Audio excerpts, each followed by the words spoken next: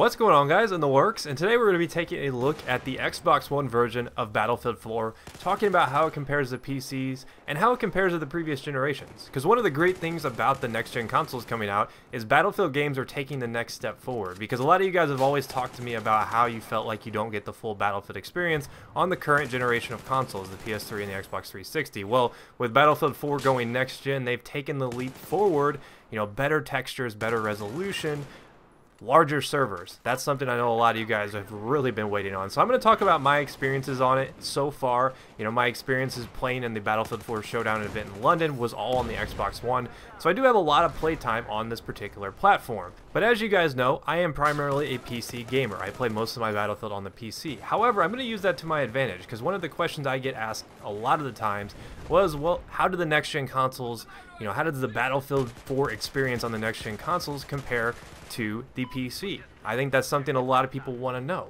And I'm going to talk a little bit about that. I'm going to use that to my advantage. But just as a little disclaimer, I have played a lot of Battlefield games on the console. I have over 200 hours logged on the Xbox 360 version of Battlefield 3. So I'm no stranger to how the game plays on the console.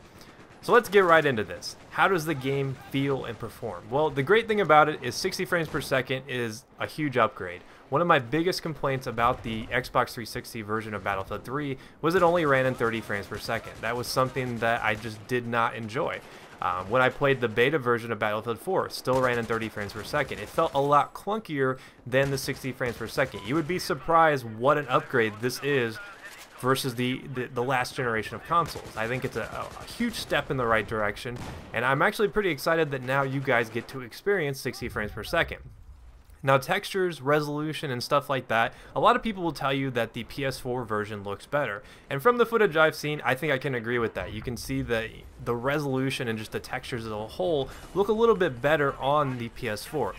That being said, the Xbox One version is no slouch. I still think it looks really good. It's comparable to a lower-end PC version of it, which I think is a step in the right direction.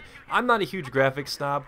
I play a lot of my games on low just for performance reasons, and I had no problem with the way the Xbox One version looked. The particle effects, all the destruction, the levolution, they all looked really good, so I had no complaints in that department. But no matter what next generation console you pick this up on, it's going to look good. You're going to be satisfied with the way the game looks.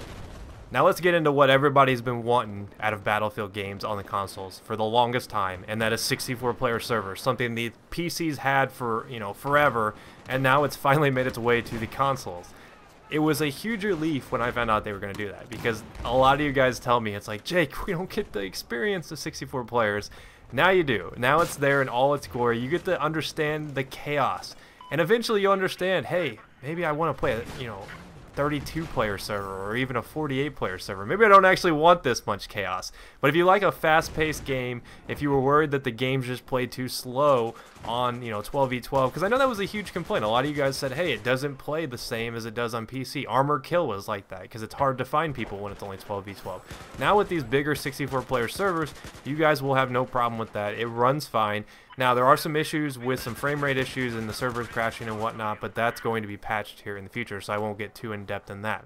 But let's talk about one of my favorite features of the Xbox One version, the Kinect. Surprisingly enough, the Kinect actually adds something to the entire experience. You actually have voice commands now. You can see there's a whole list of different voice commands on there. You can call for a medic, you can call for repair, and the most useful thing, in my opinion, is saying, hey, next time spawn in as Assault. So instead of having to go in and manually change it, the next time you spawn in, you'll spawn in as Assault. So if you're an NG and you need to spawn in to keep some tickets as an Assault player, you don't have to waste time switching your kits out. It'll automatically be set to that. You just hit spawn right in. That's a cool feature of the Kinect. Now, one of the other features is the ability to lean. If you set it up, you can actually lean. You can see that's actually me right there doing the leaning, and it'll take you from one side to the next depending on what angle you're sitting at. You have to have your Kinect pretty centered or it will kind of glitch out.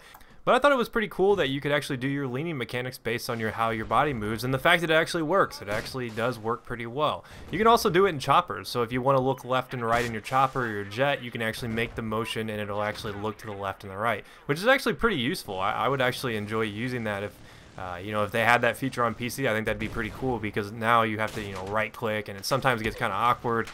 So that is a nice feature of the Xbox One, which I think kind of makes it unique from all the other ones. I especially like the command thing, where you can actually say, hey, next time spawn in as Assault. You know, hey, I need a medic. It saves you from having to use the comma rows, and it's actually pretty useful. I've actually used it on multiple occasions now.